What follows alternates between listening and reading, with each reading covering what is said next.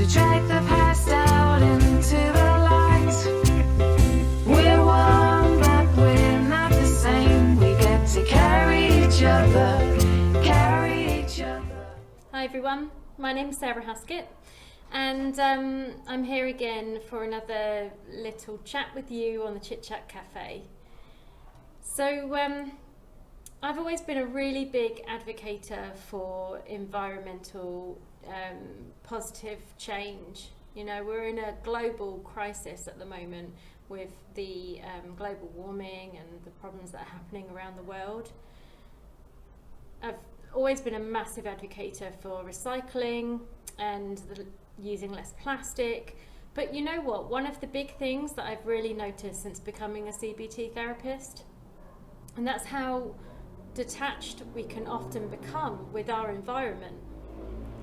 So we spend so much of our time thinking about what we need to do, what we have already done, what people might have thought about us when we did that thing, or when we do the thing that we're thinking about doing, and what could happen. All those like should-haves and what-ifs, all those fearful thoughts and regrets, that we miss the beauty in our surroundings. It kind of disappears into a mist of cycling thoughts, just churning round and round. So in psychology, we call this churning of thoughts in our mind, rumination. And I think this is a perfect description of what's happening, because it actually comes from farming. And it comes from the word that's used to describe a cow chewing the curd. It will chew the curd, it will swallow, and then it will bring it back up, and it will swallow it again, and it will chew it again, and it will, swallow back down to another stomach, and then bring it back up and chew it. So this cow is chewing the curd, swallowing, bringing it back up, chewing it again, and this is exactly what happens when we ruminate. We're bringing up these thoughts, we're just churning them round in our mind, and then they're just coming back up, and we're just going round and round in circles. I'm sure you can relate. I know I've done it myself a million times.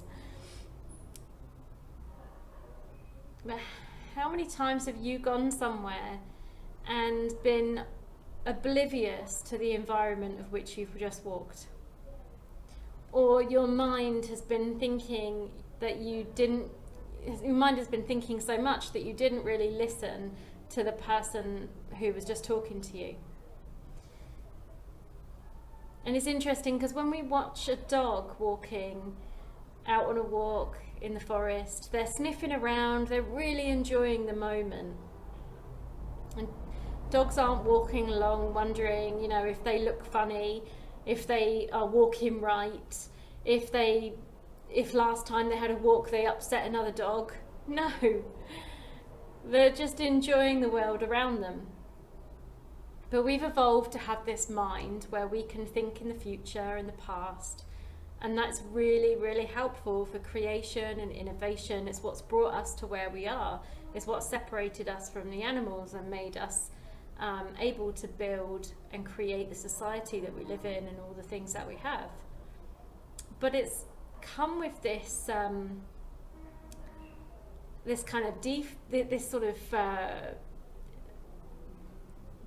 programming malfunction, if you like, that because we have this ability, we sort of place these hypothetical thoughts to the future and to the past, and we'll churn those over so much that often people can get very trapped in these thoughts, and we might get really detached from the world, from what's actually going on around us. So what's this got to do with climate change, I hear you ask?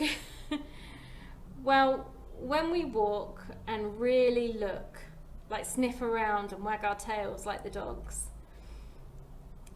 this is also when we find greater respect in our environment. People who notice the beauty around them often have a greater sense of peace internally, but they also tend to have a greater sense of peace with the world around them. So the next time that you're churning those thoughts about the past or the future, and you realize what you're doing, and you realize, hey, I have no idea how I just got here, stop, take a breath, breathe in deeply, notice the smells of the season that you're in, listen, notice the sounds that are around you, look and notice the colours that make the scenery in which you're standing in right now. Because all these things, they create the beautiful world that we live in.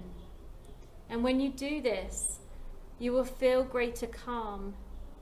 Your mind will take a break from all that churning thoughts. And you'll want to keep this world that we live in as colourful, as soothing, and as vibrant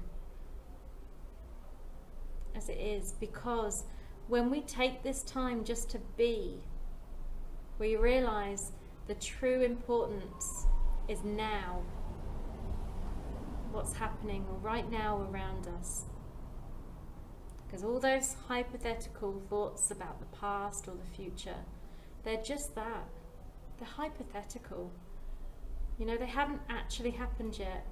Or those things in the past, we don't actually know if they would have been better or whether that person really thinks that thing. But what we do know is what's here, what's around you. What are those colours that you see? What are those sounds that you hear? Take a notice, look. There's beauty everywhere. No matter where you are, whether it's in the middle of London or it's on a Cornwall beach or you're in the New Forest or maybe, you know, you're in the middle of Birmingham City. Wherever you are, there's beauty, and it can be found when you just take that moment to sit with now, because that's what really matters.